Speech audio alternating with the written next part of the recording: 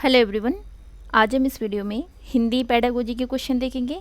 और ये जो आपका क्वेश्चन पेपर है 29 जनवरी 2023 को जो ऑनलाइन में पेपर आया था, ये इसके पेपर है। और ये आपका लैंग्वेज फर्स्ट है और पेपर 2 है। पेपर 2 का लैंग्वेज फर्स्ट है। तो चलिए शुरू करते हैं। उससे पहले आप आई होप कि आप प्रैक्टिस कर रहे होंगे और जितना हो सके आप प्रैक्टिस करें, क्योंकि सीटेट में आपको सबसे ज़्यादा अगर कुछ हेल्प करती है तो आपका PYQ है। तो चलिए शुरू करते हैं। उससे पहले आप वीडियो को लाइक कर दें, शेयर कर दें। अगर इस चैनल पर नए हैं तो चैनल को सब्सक्राइब ज़रूर कर लें, ताकि आने वाले सारे नोटिफिकेशन आपको मिलता रहे। तो हम क्वेश्चन नंबर फर्स्ट देखते हैं। क्वेश्चन नंबर फर्स्ट कहता है, रमा कक्षा में वाक्य भेद पढ़ रही है। वह सबसे पहले वाक्य के विभिन्न भागों की व्याख्या करती है और इसके बाद वह समझाती है कि किस तरह से भिन्न भिन्न शब्द मिलकर एक समग्र वाक्य बनाते हैं। रमा किस सिद्धांत का अनुसरण कर रही है? अमूर्त से मूर्त की ओर, ज्ञात से अज्ञात की ओर, विश्लेषण से संश्लेषण की ओर, श्रेणीकरण से चयन की ओर। तो इसका जो सही आंसर हो जाएगा, रमा विश्लेषण से संश्लेषण की ओर। Option number 3 is the right answer. Question number second देखते हैं। सुधा कक्षा 7 में पढ़ती है। उसके पाठ्यक्रम का मुख्य उद्देश्य है कि वह स्वयं को अभिव्यक्त करने के लिए भाषा का प्रयोग कर सके। अपने पाठ्यक्रम संबंधी गतिविधि के लिए वह सूचना देने, सहमति प्रकट करने, माफ़ी मांगने, निवेदन करने, विश्वास दिलाने जैसी क्रियाओं के आधार पर संवाद सृजित करती है। वह किस तरह के पाठ्यक्रम का अनुसरण कर रही है? व्यवहारिक, कौशल आधारित, संरचनात्मक या कार्य आधारित? तो इसका जो सही आंसर हो जाएगा, option number first is the right answer, व्यवहारिक पाठ्यक्रम। क्वेश्चन नंबर 3 देखते हैं। निम्नलिखित में से कौन सी व्याकरण अनुवाद विधि की विशेषता नहीं है? व्याकरण निर्धारित तरीके से पढ़ाई जाती है, व्याकरण नियमों के प्रस्तुतिकरण के माध्यम से पढ़ाई जाती है, वाक्यों के अनुवाद को प्रोत्साहित नहीं किया जाता, द्विभाषा शब्द सूची के माध्यम से शब्द भंडार सिखाया जाता है। तो इसका जो सही आंसर हो जाएगा, option number 3 is the right answer. कौन सी व्याकरण अनुवाद विधि की विशेषता नहीं है? तो आपका फर्स्ट है, ये विशेषता है। आपका सेकंड भी है। जो विशेषता नहीं है वह है कि वाक्यों के अनुवाद को प्रोत्साहित नहीं किया जाता। यहाँ अगर नहीं होता तो आपका 4 सही हो जाते, लेकिन आपका जो विशेषता नहीं है वह है option number 3 is the right answer. वाक्यों के अनुवाद को प्रोत्साहित नहीं किया जाता है। क्वेश्चन नंबर 4 देखते हैं। क्वेश्चन नंबर 4 कहता है, निम्नलिखित में से कौन सी संप्रेषणात्मक शिक्षण की विशेषता है? मतलब संप्रेषणात्मक शिक्षण की विशेषता क्या है? तो फर्स्ट कहता है, अवधारणाओं या स्थितियों के शिक्षण का कोई व्यवस्थित प्रारूप नहीं है। इस विधि में समस्या समाधान गतिविधियाँ केंद्र में नहीं है। अध्यापक बच्चों से बच्चों की ही तरह बात करते हैं। इस विधि में व्याकरणिक दक्षताओं पर ध्यान नहीं दिया जाता है। तो इसका सही आंसर हो जाएगा, option number first is the right answer. जो संप्रेषणात्मक शिक्षण की विशेषता है वह है अवधारणाओं या स्थितियों के शिक्षण का कोई व्यवस्थित रूप नहीं है। क्वेश्चन नंबर 5 देखते हैं। निम्नलिखित में से कौन सी श्रव्य भाषिक विधि की विशेषता नहीं है? मतलब जो श्रव्य भाषिक विधि की विशेषता नहीं है हमें वो बताना है। तो फर्स्ट कहता है, भाषा का प्रत्येक तत्व पृथक पृथक रूप से पढ़ाया जाता है। ये बात सही है। यह मुख्य रूप से पठन और वाचन पर केंद्रित है। यह मुख्य रूप से श्रवण और वाचन पर केंद्रित है। इसमें प्रतिरूपों की बहुत अधिक ड्रिल करवाई जाती है। तो आपका सही आंसर हो जाएगा, आपका फर्स्ट, थर्ड और फोर्थ तो सही है, लेकिन जो विशेषता नहीं है वो है option number second is the right answer. यह मुख्य रूप से पठन और वाचन पर केंद्रित है। क्वेश्चन नंबर 6 देखते हैं। ये कहता है, समध्वनीय विषम ध्वनीय शब्दों वाले भाषाई खेल किसका विकास करने में मदद करते हैं? शब्द भंडार, वाचन की समय ध्वनि, वाचन की समय स्वर शैली, लहजा, वाचन के समय विराम चिन्ह। तो इसका सही आंसर हो जाएगा option number first is the right answer, शब्द भंडार। क्वेश्चन नंबर 7 देखते हैं। लक्ष्य दृश्यात्मक शब्द विद्यार्थियों की किसमें मदद नहीं करेंगे? तो फर्स्ट कहता है लक्ष्य दृश्यात्मक शब्द नए पाठकों में आत्मविश्वास पैदा करता है। बात सही है। बच्चों को अधिक कठिन शब्दों को समझने के लिए अधिक प्रयास नहीं करना चाहिए। लक्ष्य दृश्यात्मक शब्द अच्छी तरह से पठन के लिए संकेत देते हैं। लक्ष्य दृश्यात्मक शब्द शब्दों का अर्थ समझने के लिए संकेत देते हैं। तो इसका सही आंसर हो जाएगा ऑप्शन नंबर, जो नहीं करेंगे वो है option number 4 is the right answer. Question number 8 देखते हैं। सुधा अपने विद्यार्थियों में बारीकी से पठन का कौशल विकसित करना चाहती है। कौन सी गतिविधि सबसे अच्छी रहेगी? एक सामान्य विषयों पर कविताओं की खोज, शब्दकोश में शब्द की खोज, पत्रिका में किसी पत्ते स्थान की खोज, एक समान विषय वाली कहानियों की खोज। तो इसका सही आंसर हो जाएगा option number 2 is the right answer, शब्दकोश में शब्द की खोज।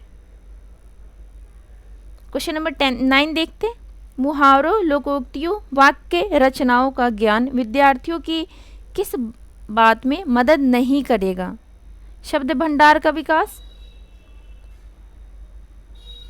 पठन कौशल, इसमें भी मदद करेगा, इसमें भी मदद करेगा। हस्तलेखन, लेखन कौशल, लेखन कौशल में भी मदद करेगा। जो मदद नहीं करेगा वो है आपका option number 3 is the right answer, हस्तलेख में ये मदद आपका मुहावरे, लोकोक्तियाँ, वाक्य ये सब मदद नहीं करेगा। क्वेश्चन नंबर 10 देखते हैं। कक्षा में नाटक के प्रयोग के संबंध में कौन सा सही नहीं है? नाटक का प्रयोग केवल बड़ी विद्यार्थियों के लिए किया जाता है।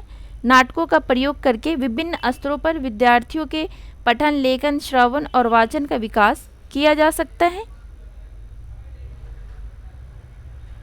नाटक एक साथ कई भाषा दक्षताओं के विकास में मदद करते हैं। नाटक विद्यार्थियों के लिए कभी भी उबाऊ नहीं होते हैं।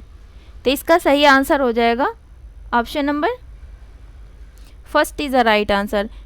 जो संबंध नहीं है वो है नाटक का प्रयोग केवल बड़े विद्यार्थियों के लिए किया जाता है, ये आपका गलत हो जाएगा। तो जो गलत है वही आपसे पूछ रहा है, तो option number 1 is the right answer. Question number 11 देखते हैं।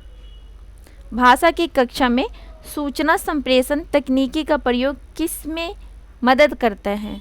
तो फर्स्ट कहता है शिक्षार्थियों के बीच अंतरों को और अधिक बढ़ाने में, प्रमाणिक सामग्री तक सहज पहुंच प्राप्ति में, विद्यार्थियों में प्रतियोगिता के भाव को अधिक बढ़ाने में, विद्यार्थियों को रोजगार देने में। तो इसका सही आंसर हो जाएगा option number 2 is the right answer, प्रमाणिक सामग्री तक सहज पहुंच प्राप्ति। क्वेश्चन नंबर 12 देखते। ध्वन्यात्मक जागरूकता विकसित करने में तुकबंदियों की विशेष भूमिका है क्योंकि बच्चे इन्हें बहुत अधिक पसंद करते हैं। इनमें दोहराव, लय व तुकबंदी होती है। बच्चे इनमें व्यस्त रहते हैं। लय और गीत देती है, गति देती है। तो इसका जो सही आंसर हो जाएगा option number 2 is the right answer. इनमें दोहराव, लय व तुकबंदी होती है। क्वेश्चन नंबर 13 देखते हैं। क्लोज परीक्षण किसका आकलन करता है? श्रवण बोध का, पठन बोध का, वाचन कौशल का, विश्लेषण कौशल का। तो इसका सही आंसर हो जाएगा जो क्लोज परीक्षण होता है वो पठन बोध का आकलन करते हैं। Option number 2 is the right answer. Question number 14 देखते हैं। कहता है आप किसे कथन से सहमत हैं? तो फर्स्ट कहता है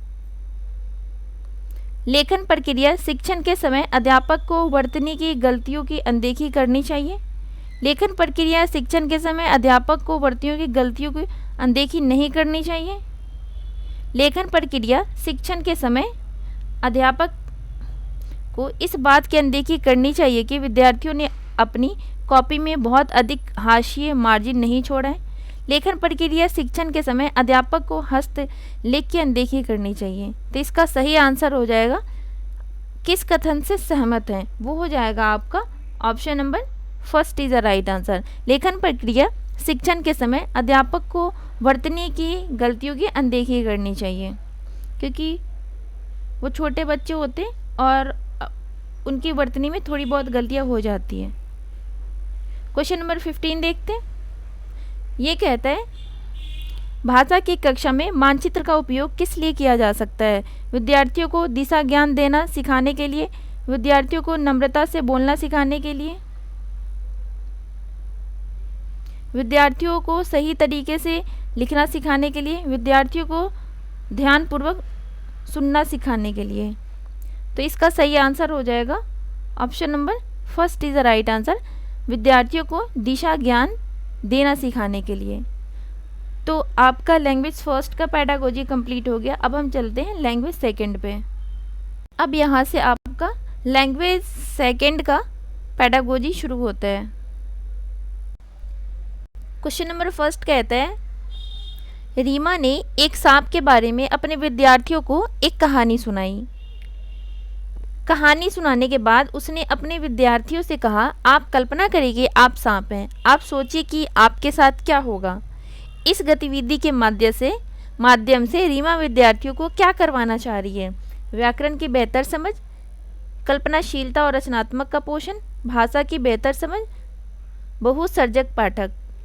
तो इसका जो सही आंसर हो जाएगा option number second is the right answer, कल्पनाशीलता। आपने क्या कहा, यहाँ क्या कह रही है? कल्पना करने के लिए कह रही है। तो आपका सही आंसर हो जाएगा option number second is the right answer, कल्पनाशीलता और रचनात्मकता का पोषण। क्वेश्चन नंबर सेकंड देखते हैं। सृष्टि की कक्षा में एक विद्यार्थी अपने मित्र से अपने स्वप्न के बारे में, मतलब उसने कुछ सपना देखा, कहती है और उसकी मित्र उसके वो उसका कोई स्वप्न है उसके बारे में वो कहती है और उसके मित्र उसके प्रश्न का उत्तर देती है। सृष्टि किस युक्ति का प्रयोग कर रही है? प्रश्न करना। अच्छा, सृष्टि की कक्षा में एक विद्यार्थी अपने मित्र से अपने स्वप्न के बारे में कहती है और उसकी मित्र उसके प्रश्न का उत्तर देती है। अब सृष्टि किस युक्ति का प्रयोग कर रही है? प्रश्न करना, साक्षात्कार, भूमिका निर्वाह, रोल प्ले, चर्चा। तो इसका सही आंसर हो जाएगा option number second is the right answer, साक्षात्कार। क्वेश्चन नंबर थर्ड देखते हैं। क्वेश्चन नंबर थर्ड कहता है निम्नलिखित में से कौन सा समग्र भौतिक प्रतिक्रिया का सिद्धांत नहीं है? लक्ष्य भाषा का अर्थ क्रियाओं के माध्यम से संप्रेषित किया जा सकता है। शिक्षार्थी करते समय बेहतर तरीके से सीखते हैं। पठन बोध बहुत ही महत्वपूर्ण है। श्रवण कौशल दूसरों कौशलों से पहले होना चाहिए। तो इसका सही आंसर हो जाएगा option number third is the right answer, पठन बोध बहुत ही महत्वपूर्ण है। जो सिद्धांत नहीं है समग्र भौतिक प्रतिक्रिया का, टोटल फिजिकल रिस्पांस का जो सिद्धांत नहीं है वह है पठन बोध बहुत ही महत्वपूर्ण है। इसमें तो पढ़ने की ज़रूरत नहीं है क्योंकि उसमें तो भौतिक प्रतिक्रिया कर रहे हैं ना, फिजिकल रिस्पांस कर रहे हैं। क्वेश्चन नंबर 4 देखते हैं। भाषा की कक्षा में कौन सा उदाहरण प्रमाणिक सामग्री का उदाहरण नहीं है? मतलब जो प्रमाणिक सामग्री का उदाहरण नहीं है लैंग्वेज के क्लासरूम में। तो फर्स्ट कहता है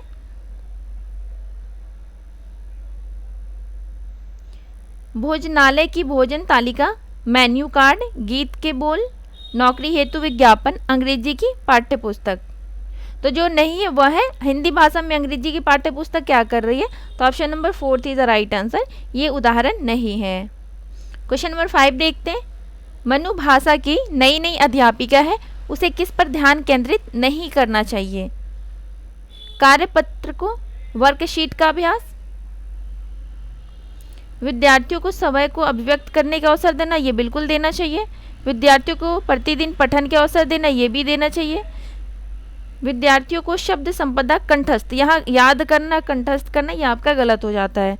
तो जो नहीं है वही है आपका option number 4 is the right answer, क्योंकि आपसे नहीं पूछ रहा है तो यही सही होगा आपका। क्वेश्चन नंबर 6 देखते हैं। प्रत्यक्ष निर्देश विधि किस बात पर निर्भर करती है? सुनिश्चित तरीके से व्याकरण पढ़ाना, निगमनात्मक तरीके से व्याकरण पढ़ाना, आगमनात्मक तरीके से व्याकरण पढ़ाना, व्याकरण नहीं पढ़ाना। तो इसका सही आंसर हो जाएगा option number 3 is the right answer, आगमनात्मक तरीके से व्याकरण पढ़ाना। क्वेश्चन नंबर 7 देखते हैं। भाषा अधिगम में चुनौतीपूर्ण अवधि कौन सी है? वह विशेष समय जब बालिका गहन प्रशिक्षण द्वारा भाषा सीखती है। बच्चे के जीवन का वह काल जब भाषाएं किसी अन्य समय की अपेक्षा अधिक सहजता से सीखी जाती है। कक्षा में परीक्षाओं की आवृत्ति, भाषा अभ्यास के लिए एक विशेष अवधि। तो इसका जो सही आंसर हो जाएगा option number 2 is the right answer. भाषा अधिगम में चुनौतीपूर्ण अवधि कौन सी है? तो बच्चे के जीवन का वह काल जब भाषाएं किसी भी अन्य समय की अपेक्षा अधिक सहजता से सीखी जाती है। क्वेश्चन नंबर 8 देखते हैं। निम्नलिखित में से कौन सा शब्द भंडार शिक्षण का उद्देश्य नहीं है? फर्स्ट कहता है विभिन्न संदर्भों में शब्दों के प्रयोग की योग्यता हासिल करना, संदर्भ से शब्दों के अर्थ समझना, शब्दकोश का प्रयोग, शब्द अर्थ कंठस्थ याद करना। तो जो उद्देश्य नहीं है वो हो जाएगा आपका option number 4 is the right answer, शब्द अर्थ कंठस्थ करना, याद करना। हमें किसी भी चीज़ को कंठस्थ नहीं करवाना है बच्चों से। क्वेश्चन नंबर 9 देखते हैं। रीमा ने अपने विद्यार्थियों को एक कहानी सुनाई। कहानी सुनाने के बाद उसने अपने विद्यार्थियों को उसे कहानी का अंत बदलने के लिए कहा। इस गतिविधि से रीमा अपने विद्यार्थियों के लिए क्या करना चाह रही है? व्याकरण की बेहतर समझ, कल्पनाशीलता और रचनात्मकता का पोषण, लिखने के उद्देश्य से भाषा की बेहतर समझ, निपुण पाठक। तो इसका सही आंसर हो जाएगा option number 2 is the right answer, कल्पनाशीलता और रचनात्मकता का पोषण।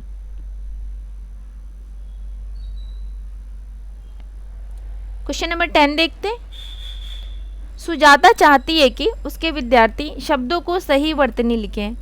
उसे अपने विद्यार्थियों की कैसी मदद करनी चाहिए? शब्दों का सही उच्चारण, शब्दों का सही पठन, साफ साफ लिखना, सही लिखना। तो इसका सही आंसर हो जाएगा option number 1 is the right answer, शब्दों का सही उच्चारण, क्योंकि जब उच्चारण कर पाएगा तो वो लिख भी लेगा। क्वेश्चन नंबर 11 देखते हैं। अंशु कक्षा 8 में पढ़ती है और अपने विद्यार्थियों के शब्द भंडार में वृद्धि करना चाहती है। शब्द भंडार में वृद्धि का सर्वोत्तम तरीका क्या है? पठन, लेखन, वाचन, श्रवण। तो इसका सही आंसर हो जाएगा शब्द भंडार में वृद्धि का सर्वोत्तम तरीका है पठन। आप जितना पढ़ेंगे आपके शब्द भंडार में वृद्धि होगा। क्वेश्चन नंबर 12 देखते हैं। गीता की कक्षा के अधिकतर बच्चे अप्रवासी हैं। वे पहली बार अंग्रेजी सीख रहे हैं। गीता उनके घर की भाषा का प्रयोग करती है और साथ ही धीरे धीरे अंग्रेजी के शब्दों का प्रयोग शुरू करती है और अंग्रेजी में निर्देश देती है। गीता अपनी कक्षा में किसका संवर्धन कर रही है? द्विभाषावाद, राष्ट्रवाद, देशभक्ति, क्षेत्रीयवाद। तो आपका सही आंसर हो जाएगा option number 1 is the right answer. वो उसके जो बच्चे का मदर टंग है उसको भी यूज़ कर रही है और साथ साथ अंग्रेजी भी यूज़ कर रही है। तो आपका हो जाएगा द्विभाषावाद, मतलब 2 लैंग्वेज यूज़ कर रही है। क्वेश्चन नंबर 13 देखते हैं। निम्नलिखित में से कौन सी विशेषता भाषा अधिगम के संप्रेषणात्मक उपागम की विशेषता नहीं है? अर्थ तत्व पर आधारित पाठ्यक्रम, विभिन्न प्रकारों को समझने के लिए विभिन्न स्थितियों में भाषा पढ़ाते हैं, भाषा प्रयोग की प्रयुक्त पर ध्यान नहीं देते, भाषा के सही प्रयोग पर ध्यान देते हैं। तो इसका सही आंसर हो जाएगा ऑप्शन नंबर